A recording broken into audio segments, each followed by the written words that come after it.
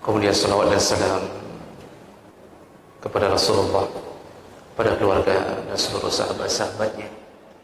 Ya Allah, muliakan insyaAllah jamaah salat maghrib yang telah datang karena Allah. Mudah-mudahan Allah catat dan Allah masukkan kita dengan pahala itu. Jamaah Allah, malam ini kita akan membahas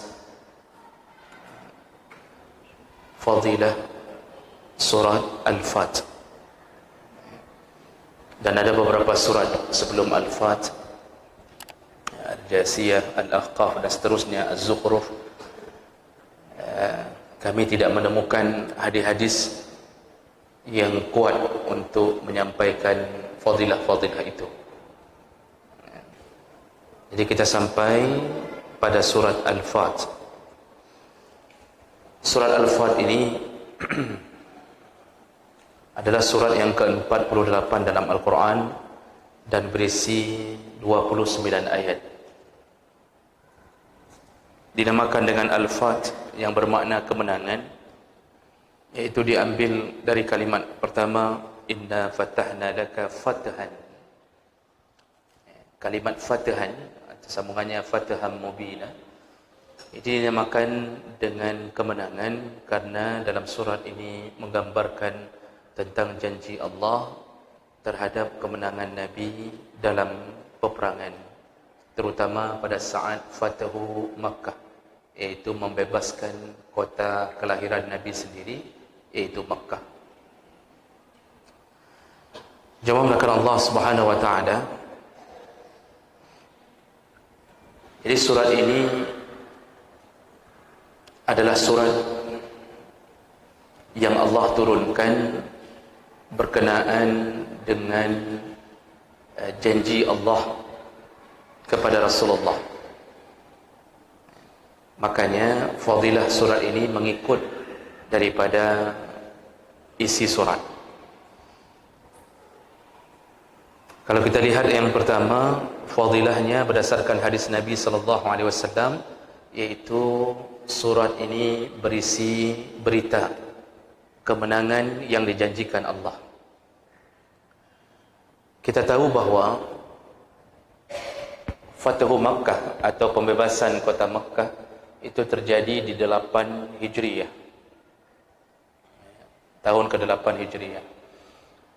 Dan sebelum itu Rasulullah belum bisa mengunjungi tanah kelahirannya sendiri karena terhalang dengan perjanjian Hudaybiyah. Jadi orang kafir Quraisy atau musyrik menghalang-halangi Rasulullah sampai di tahun ke-7 Hijriah, masih dihalang-halangi untuk pulang kampung.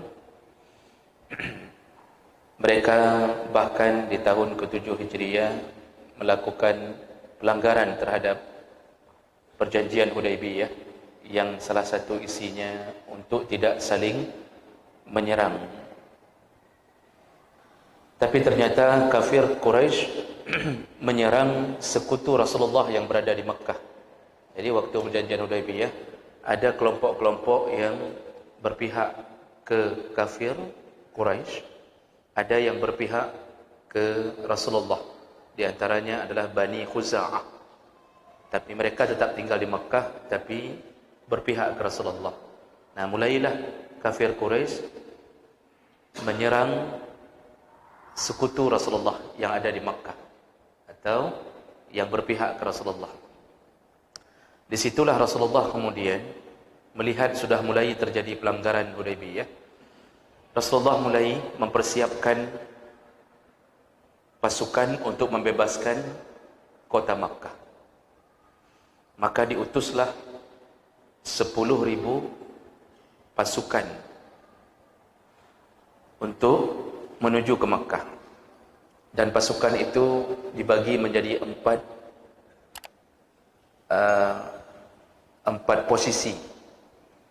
Posisi paling inti dipegang oleh Khalid bin Walid, yaitu langsung menyerang ke dalam kota. Karena Khalid ini dipercaya punya kekuatan strategi yang luar biasa. Dia yang dipercayakan menyerang langsung dari bawah ke dalam jantung kota. Sedangkan panglima yang lain itu berjaga di barat dan timur. Lalu Rasulullah sendiri dengan sejumlah pasukan itu akan muncul dari balik bukit, dari atas. Nah, ternyata berita ini hampir menjadi isu yang berkembang di kota Makkah. Dan ketika itu di Madinah ada seorang yang berkhianat, Ibnu Balta'ah, kalau saya tidak salah namanya. Dia menulis surat lalu memberikan kepada seorang perempuan untuk segera kirim surat ke Makkah mengabarkan bahwa Rasulullah akan menyerang Makkah. Dan ternyata Jibril turun memberitahu Rasulullah bahwa seorang perempuan berkhianat membawa surat untuk membocorkan rencana ini.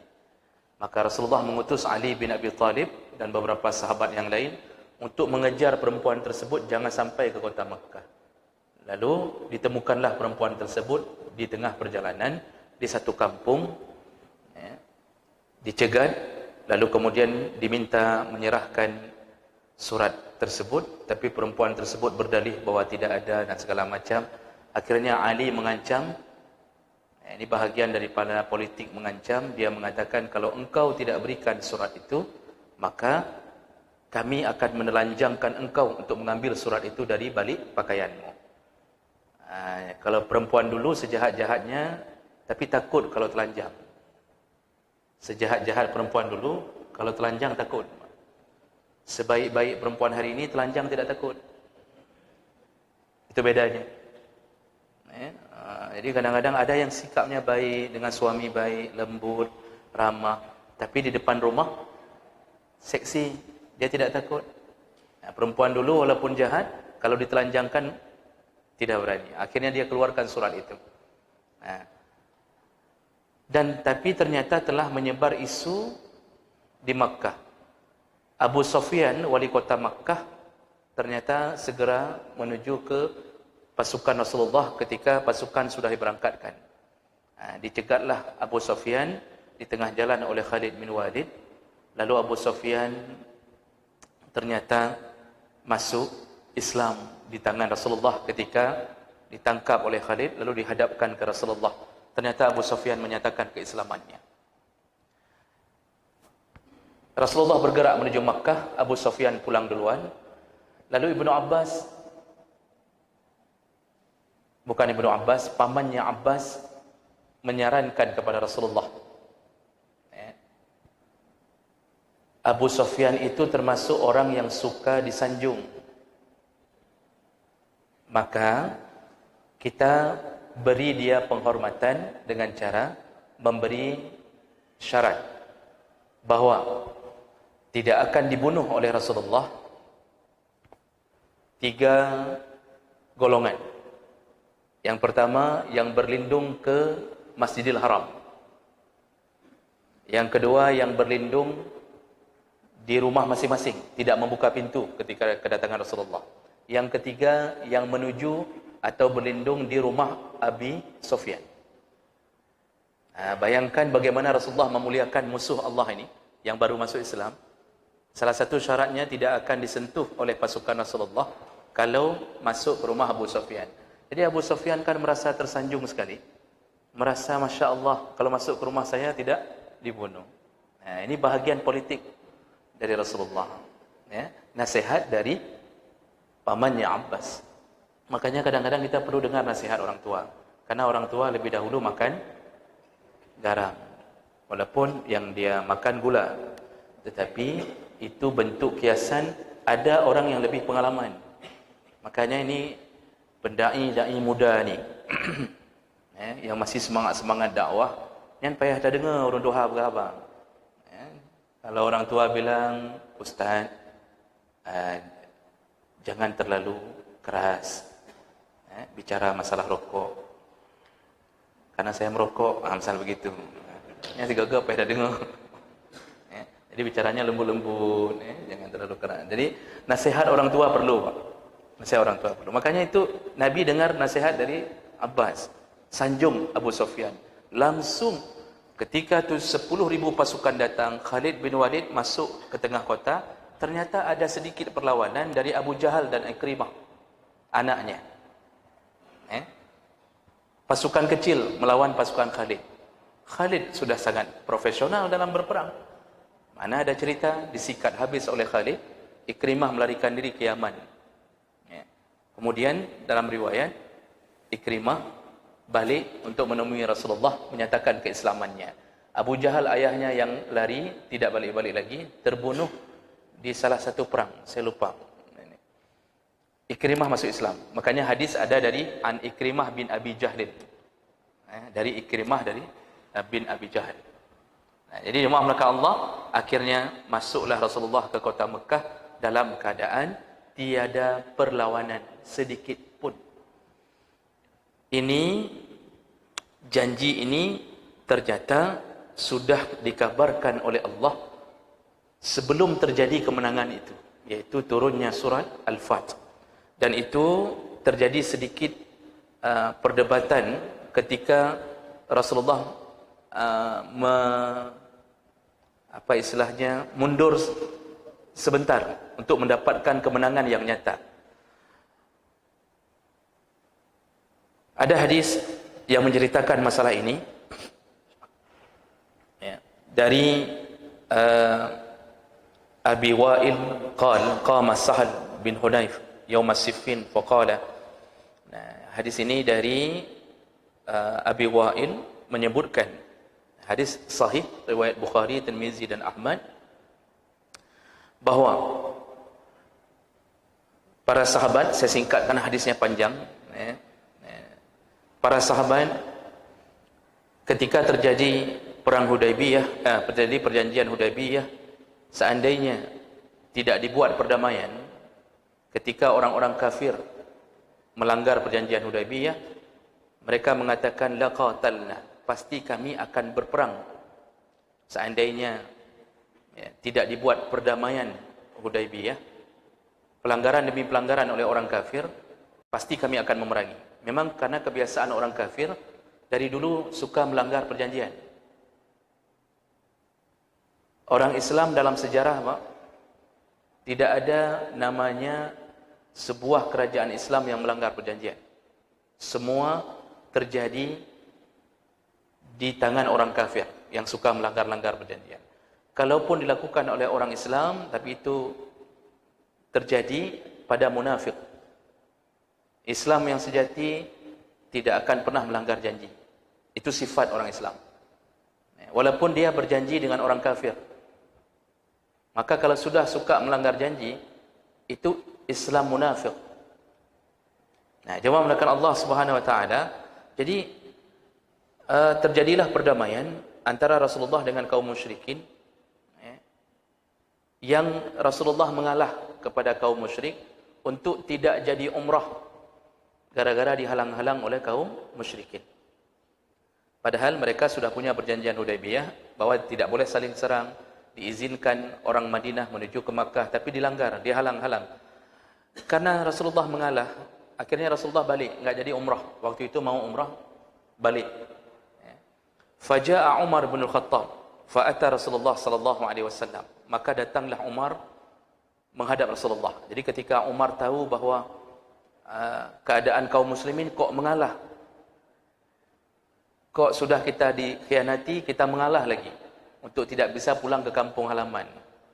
Ini rata-rata muhajirin ingin pulang kampung tapi tidak bisa. Faqala, jadi Umar bin Khattab mendatangi Rasulullah sallallahu alaihi wasallam. Faqala, ya Rasulullah, alasna ala haqqin wa hum ala batil. Umar yang dikenal sebagai Al-Faruq, orangnya sangat temperamental dalam urusan beragama. Artinya betul-betul dia memisahkan yang hak dan batil. Dia bertanya ke Rasulullah, ya Rasulullah, bukankah kita berada di jalan yang benar? Wahum ala batil. Bukankah orang kafir itu berada di jalan yang batil? Qala bala. Kata Rasulullah, benar. Qala, Alaysa qitaluna fil jannah wa qitaluhum fin nar? Bukankah kalau kita berperang lalu kita mati, kita dalam surga, dan kalau mereka yang mati mereka dalam neraka? Kata Umar bin Khattab. Qala bala. Kata Rasulullah, benar. Qala fa fima tu'ti ad-diniyah fi dinina wa yarja' lima yahkum Allah bainana wa bainahum? Lalu engkau kenapa mengalah dalam urusan agama ini? Jadi Umar berkata ke Rasulullah, pekan nak mengalah ya Rasulullah. Padahal Allah belum menurunkan ayat untuk memutuskan urusan ini. Faqala, Rasulullah berkata, ya Ibnul Khattab, wahai anak Khattab atau Ibnul Khattab, inni Rasulullah, sesungguhnya aku adalah Rasul Allah. Wa la yudhi'ani Allah. Dan janganlah engkau ragu, aku tidak akan disia-siakan oleh Allah. Abadan, selama-lama. Maksudnya apa? Kita ini mengalah, jangan ragu Umar. Bukan bermakna mengalah kita tidak dapat kemenangan. Aku ini Rasul. Aku tidak akan disia-siakan oleh Allah. Fantalaqa Umar falam yasbir. Lalu Umar berangkat dari hadapan Rasulullah. Lalu dia memang di saat itu dalam keadaan kurang bersabar menunggu kemenangan. Jadi Umar tu pinginnya perjanjian Hudaybiyah itu ketika dilanggar, enggak dikasih izin pulang kampung, itu kita serang saja orang Mekah itu. Itu model Umar. Jadi istilahnya, apa mengalah-mengalah kita ini? Kita hambo saja semuanya sudah. Itu dari dulu memang Umar begitu. Wallahu alam, Umar yang sekarang saya tidak tahu. Umar dulu begitu. Jadi maunya enggak usah mengalah, kita serang saja. Fa'ata Abu Bakrin, karena hatinya enggak merasa tenang dengan mengalahnya Rasulullah.